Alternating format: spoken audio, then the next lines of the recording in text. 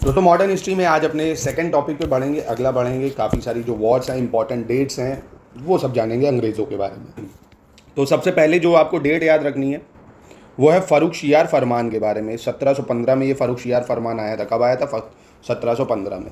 और इसको Magna carta of the company भी कहा जाता है। मैग्ना कार्टा वो होता है एक तरह से विशेषाधिकार, जब भी ब्रिटेन में दिया जाता था किसी एक्ट के थ्रू तो वो मैग्ना कार्टा माना जाता था, है ना। तो इनको विशेषाधिकार मिला। क्या विशेषाधिकार मिला? इनको मिली व्यापार से संबंधित प्रिविलेजेस। कहाँ पे? बंगाल, गुजरात, हैदराबाद, है ना। फ़र्रुखशियार जो कि उस टाइम मुगल एम्पायर था वो इनको देता है ट्रेड प्रिविलेजेस बंगाल, गुजरात और हैदराबाद वगैरह में, ठीक है। ये आपको याद रखना है। दूसरी जो डेट याद रखनी है वो नादिर शाह के बारे में याद रखनी, क्योंकि एग्जाम में पूछता है नादिर शाह ने आक्रमण कब करा था भारत में। तो 1738 से 39 में ये भारत में आक्रमण करता है। जो मोहम्मद शाह होता है उस टाइम, मोहम्मद शाह, उसको हरा के कोहिनूर हीरा बहुत जो फेमस था, कोहिनूर हीरा, ये वो लूट ले जाता है कोहिनूर हीरा। अब उसी का सक्सेसर होता है ये जो आता है अहमद शाह दुर्रानी, या अहमद शाह अब्दाली भी इसको कहा जाता है। अब Ahmad Shah Abdali, third battle of Panipat होता है अहमद शाह अब्दाली और मराठास के बीच में 1761 में। क्योंकि अहमद शाह अब्दाली जो है वो 1748 से 1767 में बहुत सारे आक्रमण भारत पे करता है, जो कि सबसे बड़ा ये माना जाता है। तो आपको ये याद रखना है अहमद शाह अब्दाली का, ठीक है। और एग्जाम में ये भी पूछ लेता है कभी कभी, पानीपत है कहाँ पे? तो पानीपत हरियाणा में है। कहाँ पे? पानीपत ने खैर करे गूंजी सारा हरियाणा, वे गाना सुना है ना, वो नाइट तेरी का राज बता दे, ऐसे ही कुछ है ना, हरियाणवी सॉन्ग है। तो खैर याद करने के लिए आपको बता रहा हूँ, पानीपत हरियाणा में है। अब दूसरी डेट है कि हैदराबाद का फाउंडर कौन था भाई, है ना। हैदराबाद की स्थापना किसने की? एग्जाम में बहुत बार पूछा जा चुका है, तो ये भी आपको याद रखना है। तो उसको बोलते हैं किलिच खां, या निजाम उल मुल्क के नाम से भी जाना जाता है, जिसने हैदराबाद की स्थापना करी थी। किसने? किलिच खान या आपका निजाम उल मुल्क। और दोस्तों एक अनाउंसमेंट आपके लिए मैं कर रहा हूँ, अगर आप इलाहाबाद हाई कोर्ट के फॉर्म भरे, आपने ग्रुप सी और ग्रुप डी की तैयारी कर रहे हैं, तो हमारी क्लासेस चालू हो गई स्टडी फॉर सिविल सर्विसेज के ऐप में। पूरा कोर्स आपको मिल जाएगा जितना एग्जाम के लिए ज़रूरी है, सिर्फ वही वीडियोज़ और उतना ही टेस्ट और उतना ही स्टडी मटेरियल, मात्र 799 में। 850, 900, 950 का जो फॉर्म है उससे भी सस्ता हम कोर्स दे रहे हैं, और 489 में आपको 20 फुल लेंथ टेस्ट भी दे देंगे, ठीक है। और ऐसे ही हमारे स्टडी फॉर सिविल सर्विसेज के ऐप में डिस्काउंट भी चल रहा है। अगर आप यूपीपीएससी और आरओ के कोई कोर्स लेते हैं उसमें भी 50% का दिवाली ऑफर डिस्काउंट चल रहा है, तो आप चाहें तो वो भी ले सकते हैं। टेस्ट सीरीज़ 64 मिल जाएंगी आरओ के लिए, यूपीपीएससी के लिए 44 टेस्ट सीरीज़, बीपीएससी के लिए 60 टेस्ट। तो बहुत सारे इनिशिएटिव हैं, एक बार ऐप को गो थ्रू कर सकते हो आप। और देखिए ईस्ट इंडिया कंपनी के टाइम में ये जो रीजनल किंगडम थे, यानी जो छोटे छोटे राज्य थे, जैसे बंगाल था भाई, है ना, ये बंगाल रीजनल किंगडम था।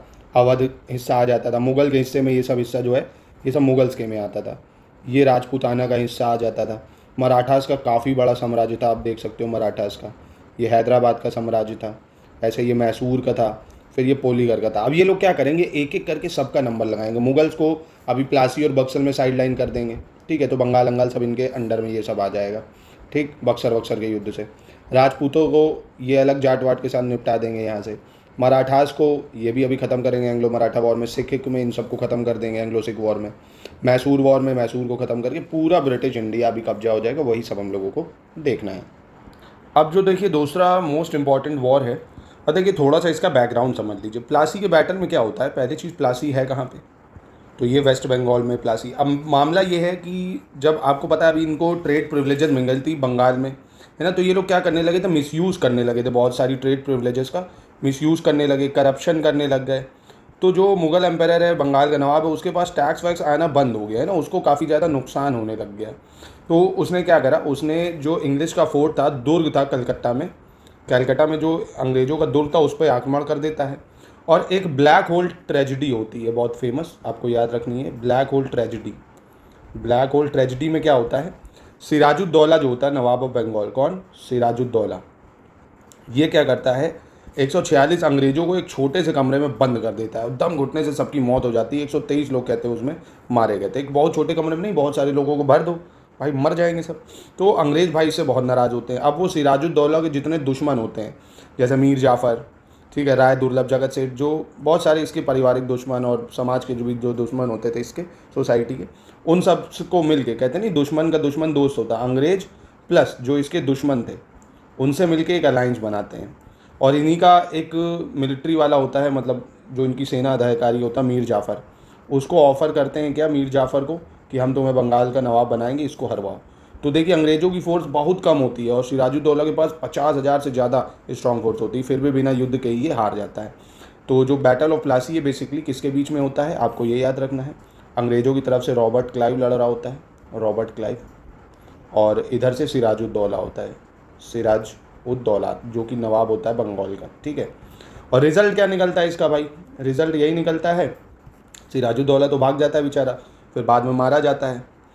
मीर जाफ़र को बनाया जाता है बंगाल का नवाब, किसको, मीर जाफ़र को, ठीक है। अब कहानी यहाँ पे ख़त्म नहीं होगी, अब मीर जाफ़र को बनाया, अब भाई इनकी अंग्रेज़ों की जो हरकतें वो तो वही रहेंगी ना, वो तो पैसा कमाने आए हैं, करप्शन करेंगे, खूब ट्रेड प्रिविलेजेस का फ़ायदा उठाएंगे। तो अब मीर जाफ़र भी इरिटेट होने लगेगा इनसे, वो भी इनसे भैया दूरी बनाएगा, इनके ट्रेड प्रिविलेजेस कैंसिल करने को करेगा। तो अब मीर जाफ़र का सब्सटीट्यूट अंग्रेज़ ढूंढेंगे मीर कासिम को। यही सेम खेल इसके साथ खेला जाएगा कि आओ बेटा हम तुम्हें नवाब बनाएंगे, तुम हमारा साथ दो। अब मीर कासिम जब मीर जाफ़र को मतलब बनाते हैं, अब ये भी इनसे परेशान होने लगता है, ये डच के साथ कंस्पायरेसी रचता है अंग्रेज़ों को हराने की। तो अंग्रेज़ बल खुद ही डच को हरा देते हैं बैटल ऑफ बिदारा में 1759 में। तो इसका भी काम ख़त्म जाता है, क्योंकि मीर कासिम से ट्रीटी होती है, ट्रीटी ऑफ 1760। बस ये सब चीज़ें नोट करते जाओ बस। ट्रीटी ऑफ 1760 में ये होता है कि मीर कासिम को हम बनाएंगे क्या, नवाब, मीर कासिम को नवाब बनाएंगे बंगाल का, ये एग्री होता है। बदले में ये भी इनको क्या देगा भाई, फ्री तो कुछ होता नहीं, ये इनको कुछ विशेषाधिकार देगा, ये इनको कुछ विशेषाधिकार दे देता है भाई बंगाल में। और मीर जाफ़र को कहते हैं तुम रिज़ाइन करो, मीर जाफ़र से रिज़ाइन करवा देते हैं, मीर जाफ़र को हटवा दिए। अब मीर कासिम बना, अब मीर कासिम भी तो पगलाएगा इनसे, तो मीर कासिम का भी अब दिमाग ख़राब होने लगता है। मीर कासिम की एक इंपॉर्टेंट चीज़ और है, ये अपनी जो कैपिटल होता है वो मुर्शिदाबाद से मुंगेर शिफ्ट कर देता है बिहार में, ये भी एग्ज़ाम में पूछा जा चुका है। मीर कासिम जो होता है वो अपनी राजधानी जो होती है कैपिटल, ठीक है, मीर कासिम शिफ्ट कर देता है मुर्शिदाबाद से मुंगेर, मुर्शिदाबाद से कहाँ शिफ्ट कर देता है, मुंगेर। और मुंगेर कहाँ पे है, बिहार में है, मुंगेर कहाँ पे है, बिहार में। ये भी याद रखना, एग्ज़ाम में पूछा जा चुका है, ये मुर्शिदाबाद टू कैपिटल मुंगेर कौन करता है, तो ये मीर कासिम करता है। अब भैया मीर कासिम भी इनसे इरिटेट होने लगेगा, तो अंग्रेज़ भी इनको हटाने की कोशिश करेंगे। अब यहाँ से अंग्रेज़ सुप्रीम हो जाते हैं बैटल ऑफ बक्सर के बाद से। क्यों, क्योंकि बैटल ऑफ बक्सर में कौन कौन होता है, पहले तो ये याद रखो, मीर कासिम जो कि नवाब है भाई बंगाल का वो होता है। मुग़ल एम्पायर आ जाता है इसमें, शाह आलम सेकेंड, खुद मुग़ल एम्पायर इसमें इन्वॉल्व हो गया, उसको हारने का मतलब आप समझते हो कितनी बड़ी बेइज्जती है। और कौन कौन होता है, एक नवाब ऑफ अवध जो होता है वो भी इसमें शामिल हो जाता है, नवाब ऑफ अवध, ठीक है। तो ये तीन लोग होते हैं एक साथ, मीर कासिम, शाह आलम और नवाब ऑफ अवध। और इधर अंग्रेज़ों में सिर्फ रहता मेजर हेक्टर मुनरो। कौन रहता है, मेजर हेक्टर मुनरो, नाम याद रखना क्योंकि एग्ज़ाम में डायरेक्ट पूछता है, क्योंकि प्लासी वाले में रॉबर्ट क्लाइव था, यहाँ पे मेजर हेक्टर मुनरो। और इधर कौन है, मीर कासिम है, शाह आलम सेकेंड है, नवाब ऑफ अवध है। बैटल ऑफ प्लासी में कौन था, बैटल ऑफ प्लासी में सिराजुद्दौला था, ठीक है। और किसको नवाब बनाया गया था, सिराजुद्दौला के हारने के बाद मीर जाफ़र को। मीर जाफ़र से ट्रीटी करी गई 1760 में कि चल हट तू, मीर कासिम को बनाया। मीर कासिम भी परेशान हो गया इनसे, तो उसने भी वॉर छेड़ी। यहाँ पे भी अब ये लोग सब लोग हार जाएंगे, अंग्रेज़ यहाँ बहुत सुप्रीम पावर बन के सामने आते हैं, अंग्रेज़ जीत जाते हैं। फिर इसके बाद मोस्ट इंपॉर्टेंट ट्रीटी होती है ट्रीटी ऑफ इलाहाबाद। ये आपको याद रखना है, समय भी याद रखना है, अगस्त 1765 में हुई है, क्योंकि डायरेक्ट ऐसे ही पूछ लेता कि कब हुई है, कौन से महीने में, तो अगस्त 1765 में हुई है। अब ये ट्रीटी किसके बीच में हुई है, इधर अंग्रेज़ों की तरफ से रॉबर्ट क्लाइव रहता है। कौन रहता है अंग्रेज़ों की तरफ से, रॉबर्ट क्लाइव रहता है। और वो ट्रीटी करता है किससे किससे, एक तो नवाब ऑफ अवध से करता है, हरा दिया क्योंकि अंग्रेज़ों ने इनको, नवाब ऑफ अवध। और दूसरी तरफ एम्परर रहता है शाह आलम सेकेंड, जो मुग़ल एम्परर शाह आलम सेकेंड, इनसे ट्रीटी करता है, ठीक है। आपको ये याद रखना, क्योंकि ट्रीटी के फैक्ट्स नहीं है, बस ये आपको याद रखने हैं। ट्रीटी ऑफ इलाहाबाद 1765 में हुई, इसके बीच हुई। प्रीलिम्स के लिए बस इतना ही इंपॉर्टेंट है आपके लिए, ठीक है, इसको याद रखिएगा। Robert Clive, Nawab of Awadh और शाह आलम सेकेंड के साथ अगस्त 1765 में। कब होती है, बक्सर के बाद होती है 1765 में, ठीक है। अब ये काम हुआ, अब रॉबर्ट क्लाइव अपना नया सिस्टम अब चलाएगा भाई, बंगाल उसके हाथ में आ गया है। तो रॉबर्ट क्लाइव क्या कर देगा, बंगाल में दोहरी सरकार नहीं, या ड्यूअल गवर्नमेंट जिसको बोलते थे, ड्यूअल गवर्नमेंट, अब क्योंकि अब तो उसके हाथ में पावर आ गया ना, या द्वैध शासन जिसको बोला जाता है, द्वैध शासन। क्या था ये, कब से कब तक चला, तो बंगाल में कहाँ पे, बंगाल में चला ड्यूअल गवर्नमेंट। टाइम पीरियड भी पूछता है आपसे, 1765 से 1772 में। किसने इंट्रोड्यूस करा, और रॉबर्ट क्लाइव ने इंट्रोड्यूस करा द्वैध शासन बंगाल में 1765 से 1772 तक। अब इस द्वैध शासन में था क्या एक्चुअली, इसमें दो रूल हो गए भाई, कंपनी रूल एक तरफ से आया, कंपनी रूल जहाँ पे कंपनी का शासन होगा, और एक तरफ से जो आपका कौन है नवाब, उसका रूल है ना। दो लोग हो गए अब यहाँ पे, एक कंपनी एक नवाब। अब यहाँ पे कंपनी ने अपना मेजर चंक अपने हाथ में रखा, जैसे टैक्स कलेक्ट करना है ना, वही रेवेन्यू वगैरह कलेक्ट करना, पुलिस, जुडिशरी, ये सब इन्होंने मेजर जितनी चीज़ें थी रेवेन्यू वेन्यू कलेक्ट करना सब अपने हाथ में रखी। नवाब को बस बोल दिया कि तुम लॉ एंड ऑर्डर बना के रखो बस सामान में, मतलब देखो किसी तरह का युद्ध ना हो, मतलब सब कुछ छीन लिया इनसे, पूरी इनकी शक्ति, फंड, पैसा। अब नवाब को अगर पैसा भी चाहिए ना तो वो कंपनी से डिपेंडेंट कि सर पैसा दे दो लॉ एंड ऑर्डर के लिए। कहाँ देखो अभी तक नवाब कहते हैं ना सारी नवाबी झड़ गई, अभी तक ये नवाब थे सब पैसा लेते थे, सबको एक्सप्लॉइट करते थे, अंग्रेज़ों ने इन्हीं को बेल दिया, हटा दिया। सॉरी फॉर द लैंग्वेज अगर आपको बुरी लगी, अंग्रेज़ों ने मतलब इन्हीं को हटा दिया, इनका काम ही ख़त्म कर दिया। अब ये पूरी तरह से डिपेंड हो गए इन पे ही फंड्स वगैरह के लिए, ठीक है। पर अब देखा गया कि ना ही नवाब को मतलब है, ना ही कंपनी कुछ देख रही है लॉ एंड ऑर्डर से, तो वॉरेन हेस्टिंग आता है फिर। जब कौन आता है? Warren Hasting. वॉरेन हेस्टिंग 1772 में इसको हटा देता है, ड्यूअल गवर्नमेंट को क्या करता है? हटा देता है। बंगाल में द्वैत शासन पूछता है, किसने ख़त्म करा है बंगाल में द्वैत शासन? तो वॉरेन हेस्टिंग, ठीक है, ये भी याद रखना। लगाया किसने था? रॉबर्ट क्लाइव ने, हटाया वॉरेन हेस्टिंग ने। अब बात करते हैं मैसूर में, जो एंग्लो मैसूर 4 वॉर हुई हैं उसके बारे में। तो वोडियार डायनेस्टी यहाँ पे पावर में होती है, नाम बहुत ही फेमस है, वोडियार या मैसूर डायनेस्टी भी बोला जाता है। अब देखिए जब बैटल ऑफ तलाईकोटा, अगर आपको पता होगा बैटल ऑफ तलाईकोटा, एग्जाम में कई बार पूछा भी जा चुका है इसका टाइम, बैटल ऑफ तलाईकोटा। अब बैटल ऑफ तलाईकोटा 1565 में होता है, जहाँ विजयनगर एम्पायर जो है ख़त्म हो जाता है। तब ये जो छोटे छोटे रीजनल किंगडम है, तो यहाँ पे ऐसे ही वोडियार किंगडम या मैसूर किंगडम ये पावर में आता है। यहाँ का जो दो मेजर रूलर हैं जो आपको पढ़ने हैं, इंपॉर्टेंट है, एक हैदर अली और टीपू सुल्तान।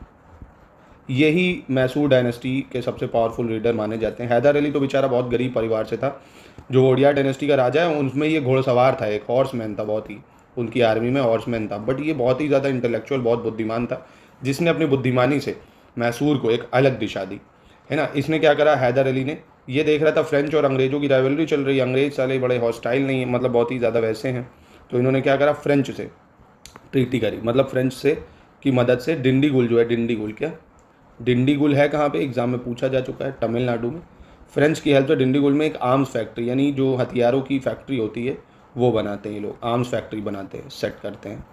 तो ये नोट कर लेना आपको, French, by the help of French, by the help of French Hindi में लिख लीजिए, फ्रेंच की मदद से हैदर अली डिंडीगुल तमिलनाडु में आर्म्स फैक्ट्री यानी हथियारों की एक दुर्ग बनाता है या फैक्ट्री सेट करता है, ठीक है।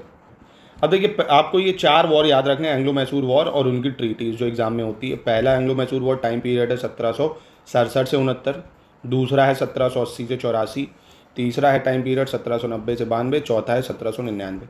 अब देखिए जो मैसूर है, अब अंग्रेज यहाँ पे कब्जा करने चाहेंगे मैसूर का। हैदराबाद से क्या चल रही है? टसल चली रही है, मराठा से भी टसल चली रही है। आपको फिर पता अंग्रेज वही फ़ायदा फिर उठाएंगे, दुश्मन का दुश्मन दोस्त होता है।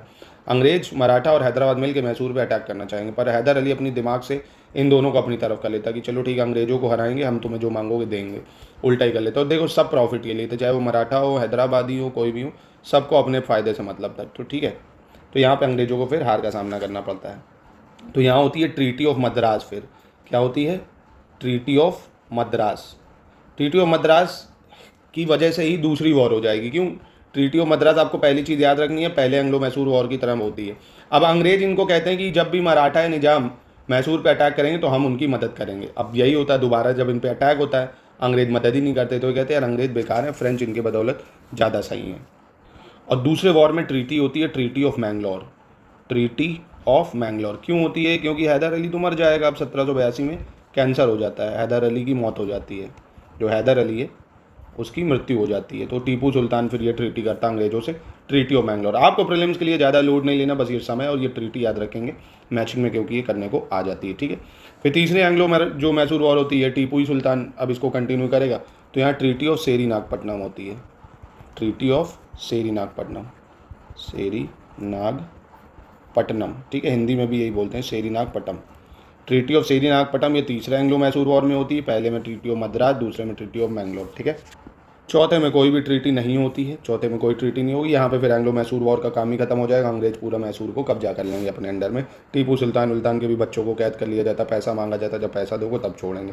तो फोर्थ में कोई नहीं होती है। ये 3 ट्रीटियाँ और ये वॉर का टाइम पीरियड बहुत ज़्यादा इंपॉर्टेंट है। अब देखिए, आपको एंग्लो मराठा वॉर जो है वो 3 वॉर होती हैं, आपको इसका भी समय याद रखना। पहली वॉर 1775 से 82 में होती है। तीसरी एंग्लो मराठा वॉर 1803 से 5 में होती है, दूसरी, और तीसरी जो होती है 1817 से 19 में होती है। ठीक है, और ये ट्रीटी क्या है? पहली एंग्लो मराठा वॉर में जो सबसे पहले ट्रीटी होती है, ट्रीटी ऑफ सूरत होती है, ट्रीटी ऑफ सूरत। उसके बाद ये ट्रीटी कैंसिल होकर ट्रीटी ऑफ पुरंदर होती है। फिर फाइनल ट्रीटी जो होती है ट्रीटी ऑफ सलबाई होती है, ट्रीटी ऑफ सलबाई, जो कि 1782 में होती है। इसमें ये अंग्रेज और मराठा के बीच में ट्रीटी होती है कि 20 साल तक अब ये लोग किसी भी तरह से कोई युद्ध नहीं करेंगे आपस में। ठीक है, पर जैसे ही 20 साल होते हैं, 18 देखोगे आप 1782 से 1803 में वापस से युद्ध शुरू हो जाता है इन दोनों के बीच में। और दूसरी वॉर में जो इंपॉर्टेंट ट्रीटी होती है, ट्रीटी ऑफ बैसेन होती है, ट्रीटी ऑफ बैसेन आइलैंड जो है उसको लेके एक संधि होती है, ट्रीटी ऑफ बैसेन 1802 में। ठीक है, ये आपको याद रखना है, ट्रीटी ऑफ बैसेन। अब एंग्लो मराठा वॉर भी यहाँ तीसरे तक आते आते ख़त्म हो जाती है पूरी तरह से। जो पेशवाबाजी होती है, जितने पेशवाज होते हैं वो सब हार जाते हैं दोस्तों। अब पेशवाज के बारे में भी एक जो फैक्ट है वो आपको याद रखना चाहिए। पेशवाज का मतलब पेशवा जो होते हैं एक तरह से प्रधानमंत्री जैसे आप कह सकते हो वो होते थे।